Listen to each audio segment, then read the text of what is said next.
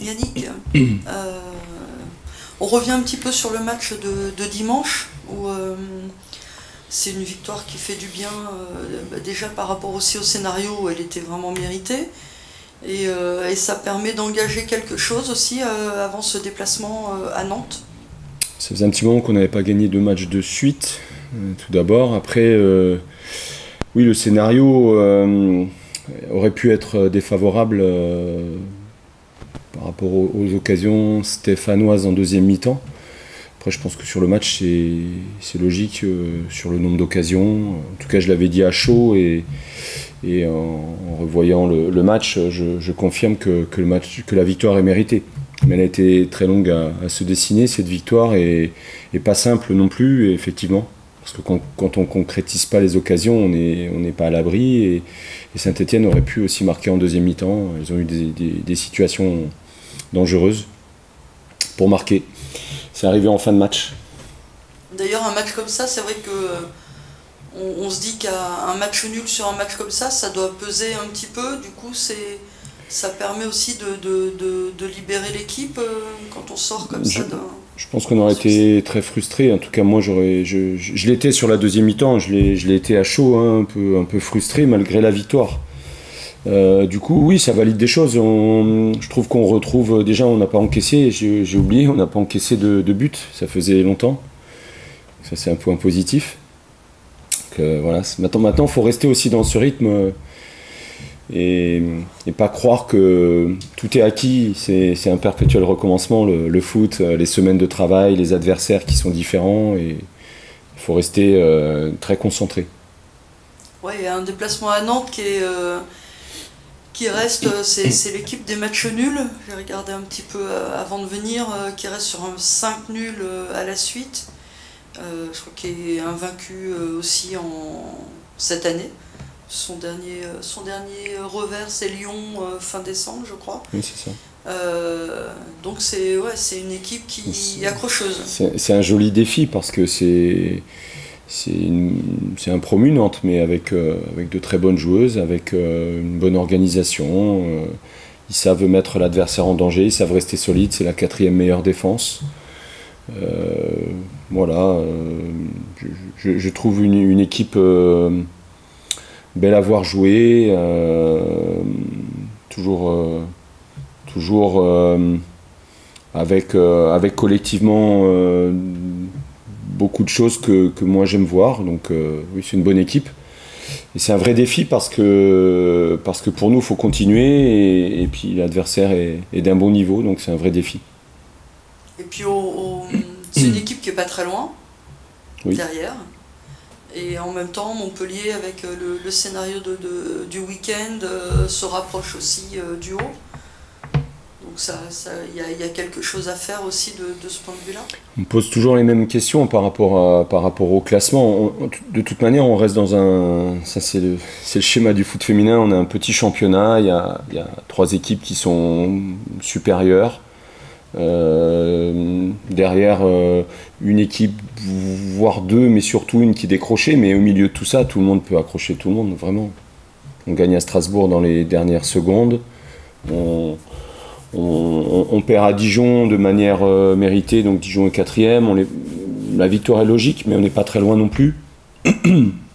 Puis il n'y a pas un gros écart entre les équipes. La marge est petite et le bilan se fait à la fin avec les aléas du calendrier, parce qu'on va voir comme la saison dernière que les derniers matchs peuvent un peu orienter des choses ou pas, parce qu'il y a des playoffs, il y a des équipes qui vont plus jouer à la fin.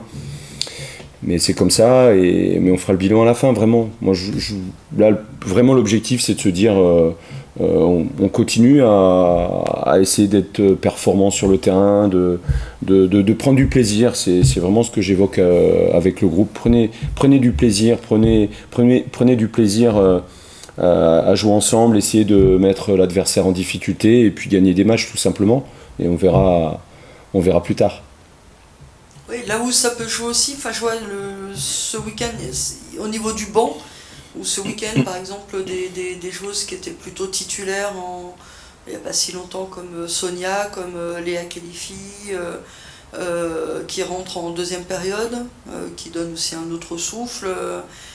C'est important ça aussi d'avoir cet éventail. Mais j'ai pas 11 titulaires et des remplaçantes, j'ai beaucoup plus de titulaires, elles en font partie. Elles n'étaient pas à Reims, elles sont rentrées en deuxième mi-temps, elles ont apporté un plus, mais on fait souvent, et même les actrices et les acteurs en premier lieu, on regarde toujours le temps de jeu, non, on est une équipe, on a plus de titulaires que le 11 qui démarre, et les joueuses qui rentrent doivent faire la différence.